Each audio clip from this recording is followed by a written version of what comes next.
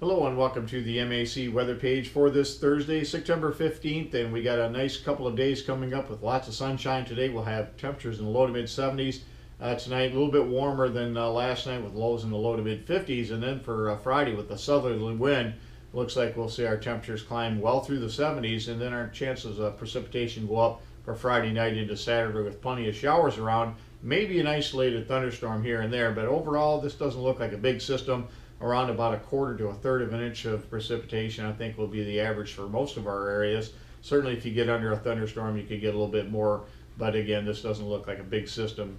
And so our weather headlines will be sunshine today in the low to mid 70s, lows in the low to mid 50s tonight, and then sunny and temperatures climbing well into the mid 70s, maybe upper 70s. And if we look at the normals for the day, our normal high today is 72, the normal low is 48. And 1 year ago we had a high of 77 and a low of 48 with no precipitation. If we look at the conditions around the area yesterday, you can see temperatures mainly in the low 70s for the most part, and just some minor amounts of precipitation recorded, the heaviest over in Ontario, but only at 5 600ths of an inch in those locations. If we look at the temperatures around the area this morning, we find our temperatures in the low to mid 50s across the region. And again, looks like it'll be lots of sunshine to start our day out today. And if we look at the satellite view, you can see not a whole lot in the Great Lakes. We got some thunderstorms well off to our south and southwest. And then, of course, we look at Julia down in the southeast states. It's going to perhaps even circle around.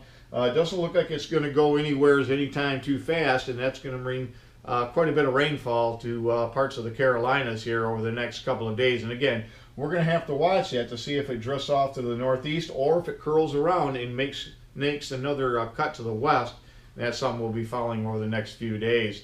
If we look at again, the hurricane or the tropical storm right now, you can see over the Carolinas, and again, many tracks take it off to the northwest, but a lot of them just keep it all clustered in the same area over the next several days. And many of them tried to turn the storm back to the west, even into the Gulf of Mexico. So something we're going to certainly keep an eye on here over the next few days. As far as around the Great Lakes, you can see nothing on radar. So a nice day out there on the weather map this morning. You can see that system in the southeast states.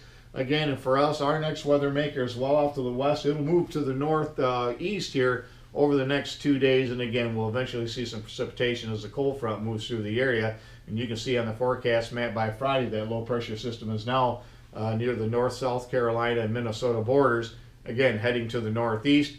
And as we put the map into motion for Saturday, you can see that low will be north of Lake Superior. The cold front will be cutting down through the area. And again, that'll bring us at least a chance of thunderstorms through much of the day on Saturday. Again, not a lot of precipitation with this is expected at this point. And you can see over the next 7 days, about a quarter to as much as a half or 3/4 of an inch on some of the heavier amounts. Again, the heaviest rains will be off from the Texas area all the way up into Minnesota, and of course in the southeast states with our tropical storm Julia. If we look at the next map, you can see the map we had out there yesterday. Currently here in Breckenridge, this is the third most growing degree days we've had over the last 20 years, and I think with the forecast over the next couple of weeks, I think we have a good shot at getting up into the number 2 position. I don't think we'll make it to number 1, but we certainly have a chance to move up again here over the next couple of weeks with plenty of warm weather in the forecast. As far as moisture, you can see for the year, we're about anywhere from 60 or 2/3 of the normal amount of precipitation for the growing season, all the way up to normal as we get into our Jasper locations. Parts of the southeast and the eastern part of the state certainly fared about the best, with the driest conditions across the western part of lower Michigan and in over to southwest Ontario, where it was very dry there. If we look at the next screenshot, you can see more of a graphical format. You can certainly see the months of April, May, and June well below normal. The months of July and August, certainly lots of precipitation there, but the precipitation in July not starting till around the 10th. So it started off very dry in July, but since then we've had plenty of moisture. And September a little bit below normal in most locations, but certainly not in terrible shape right now. If we look at the U.S. Drought Monitor, the monthly outlook for September, you can see near normal conditions around much of the Great Lakes, with all the drought conditions pretty much gone. One little spot shows up over near the Flint and Henderson area, but again, overall in pretty good shape now. as we move into the fall. As far as the next 6 to 10 days, you can see much of the eastern U.S.